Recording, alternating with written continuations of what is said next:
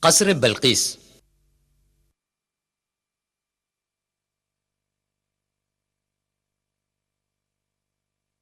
فلسطین میں داؤد علیہ السلام کا صاحبزادہ پیغمبر سلیمان علیہ السلام باپ کے بعد بادشاہ بن گئے۔ ان کی کئی معجزات میں پرندوں اور جانداروں کی زبان سمجھنے اور ان سے بات کرنے کی صلاحیت بھی تھی۔ یمن کے مغرب کے قریب رہنے والے قبیلہ سبا اپنی ملکہ بلقیس کی قیادت میں سورج کی پوجا کرتے ہیں۔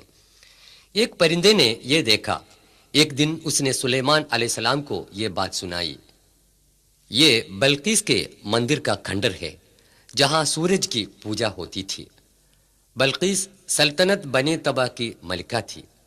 حضرت سلیمان علیہ السلام نے ان کے نام پر ایک خط لکھا جو خدا کے نام سے شروع کرتا ہے، جس میں لکھا ہے کہ مخلوق کی پرستش چھوڑ دو، اس خدا کی عبادت کرو جو اس کائنات کا خالق اور پروردگار ہے۔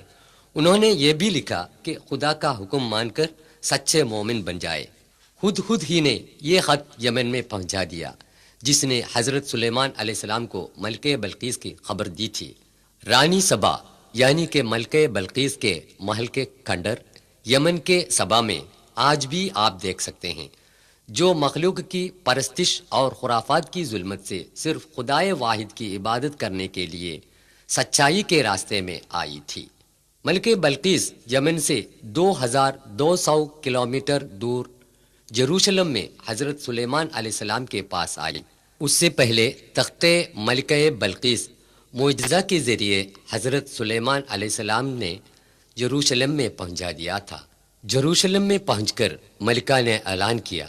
سورہ 27 النمل آیا 44۔ قالت رب انی ظلمت نفسی واسلمت مع سلیمان للہ رب العالمین۔ اے میرے پروردگار، میں نے اپنے نفس پر ظلم کیا اور میں سلیمان علیہ السلام کے ساتھ اللہ رب العالمین کی فرما بردار ہوں۔